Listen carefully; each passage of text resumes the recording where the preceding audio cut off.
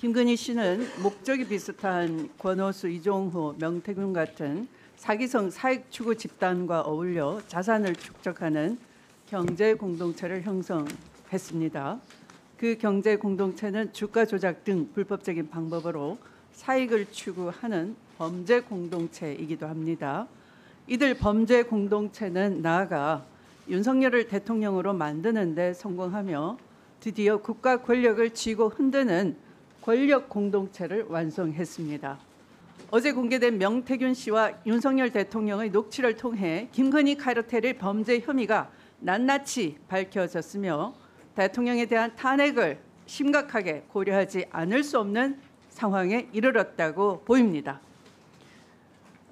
우선 김건희 씨의 주가 조작 혐의는 시장경제 자본주의 국가에서 아주 치명적으로 자본시장 질서를 파괴하는 엄청난 범죄입니다. 또 공천 개입, 명태균, 김건희, 윤석열의 공천 개입 사건은 민주주의 국가의 뼈대인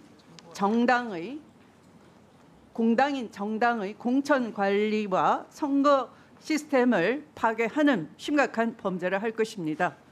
대통령의 탄핵 리스크를 관리해야 할 비서실장께서는 앞서 여러 의원님들과 함께 들은 녹취에서 아무런 법적 의미도 없다, 야당의 일방적인 정치 공세다 이렇게 깎아내리기만 했습니다. 두 번 실수를 범하지 않길 바랍니다. 비서실장께서는 2016년 박근혜 대통령 탄핵 시기에 당의 원내대표 사령탑으로 이끌면서 잘못 보필했습니다. 이번에도 민심을 잘 정리해서 전달할 책무가 있는 것이고 앞으로 제가 드리는 말씀은 어떤 탄핵 사유가 있는지 낱낱이 알려드릴 테니까 잘 들으시고 답변해 주시기 바랍니다. 정리한 멘트를 한번 보겠습니다. 아까 빠르게 육성을 들었지만 이제 저렇게 문자로 된 걸 한번 보셨으면 좋겠습니다. 내가 김영선이 경선 때부터 열심히 뛰었으니까 이거 대통령 얘기입니다. 그거는 김영선이를 좀 해줘라 그랬는데 말이 많네 당에서 이렇게 얘기하고 명태균은 진짜 평생 은혜 잊지 않겠습니다. 고맙습니다라고 했습니다. 이것은 취임식 하루 전날 5월 9일자이고요. 같은 날 명태균은 이렇게 얘기합니다. 오빠 명선생 처리 안 했어? 명선생이 이렇게 아침에 놀라셔서 전화 오게 만든 게 오빠 대통령 자격이 있어? 이것은 김건희 씨의 말을 전하는 겁니다. 나는 분명히 했다고 마누라 보고 이야기하는 거야. 장난하는 척 이거 안 쳐놔. 이렇게 얘기합니다. 마누라 전화가 와서 선생님 윤상현 전화했다. 이렇게 전하는 거죠. 명태균 씨가 다른 사람에게 자랑하는 녹취록이 나왔습니다. 명태균 사모하고 전화해가 대통령 전화해가지고 대통령은 나는 김영선이라 했는데 이라대 그래서 윤상현이 끝났어. 이렇게 내일 아침에 발표할 거예요. 이렇게 자랑을 합니다. 여기서 아무리 비서실장께서 아무 의미 없다고 해도 어떤 의미가 법률적으로 있는 심각한 탄핵 사유인지 말씀드리도록 하겠습니다. 첫 번째 공천 개입으로 인한 탄핵 사유 첫 번째는 공직선거법 제57조의 6 공무원의 당내 경선 운동 금지 위반을 명백히 한 것입니다. 아마도 일각에서는 아직 당선자 신분인데 대통령이 아니기 때문에 별거 아니다 이렇게 얘기할 수 있습니다. 그렇지 않습니다. 김영선 씨의 공천 확정은 현직 대통령 신분이 됐을 때 이루어졌습니다.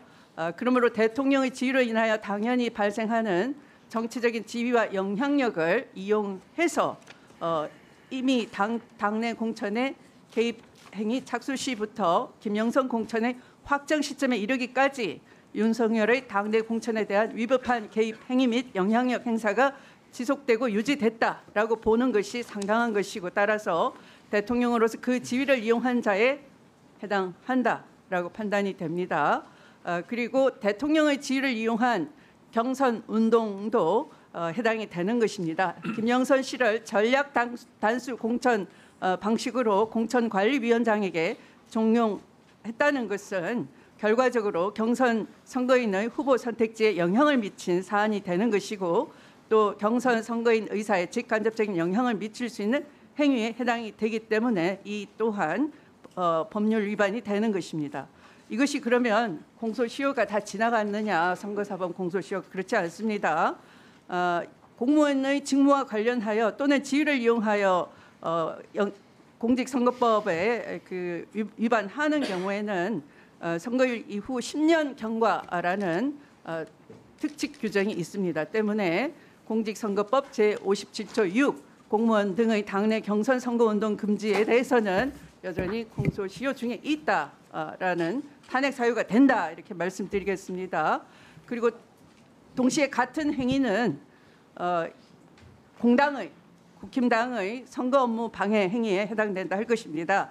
대통령과 부인 김건희 씨, 명태균의 행위는 정치적 지위와 건세라는 대통령의 위력에 의하여 공천관리위원회의 업무를 방해한 것에 해당한다 할 것입니다. 따라서 형법 제314조 업무방해 행위에 해당한다 할 것입니다. 다음으로 보겠습니다. 공천거래 관련해서도 명백히 탄핵 사유에 해당된다고 봐집니다. 윤석열 후보가 자신의 선거를 위하여 명태균 씨로부터 선거 여론조사 내용을 보고받았음에도 그 비용을 지급하지 않는 경우에는 정치자금법 제2조에 정치자금을 기부하거나 받을 수 없는 것에 위반되는 것이고 정치자금 부정수수죄에 해당된다 할 것입니다. 또한 공직선거법 제47조의 이 정당의 후보자 추천 관련해서 금품수수 금지 위반에 해당한다고도 볼 수 있는 것입니다. 1분을 더 쓸 수가 있겠습니까? 다음에 계속할까요? 예, 다음 질의에서 1분 빼겠습니다. 네, 네, 요청. 네, 그러면 추미애 의원님 말씀을 정리해 주시거나 다음 질의 때 해주십시오. 네. 그러면 이어가는 말씀만 마이크 잡도록 하겠습니다. 네, 간략하게 해주십시오. 네, 형법 141조의 수뢰 후 부정처사죄 위반에 해당이 된다고 보입니다. 윤석열 대통령이 위와 같이 이 3억 7천만 원 상당의 여론조사를 받은 이후에 김건희 씨를 통해서 창원 국가산단 선전 등 국가정책 사안에 명태균 씨가 관여할 수 있도록 하는 부정행위를 하였다면 형법상 수뢰 후 부정처사죄에 해당이 되는 것이고 이것은 특정범죄가중처벌법에 의해서 가중처벌될 사유가 되는 것입니다. 그러면 다음에 보충 질의 시간에 같은 기조로 이어가도록 하겠습니다.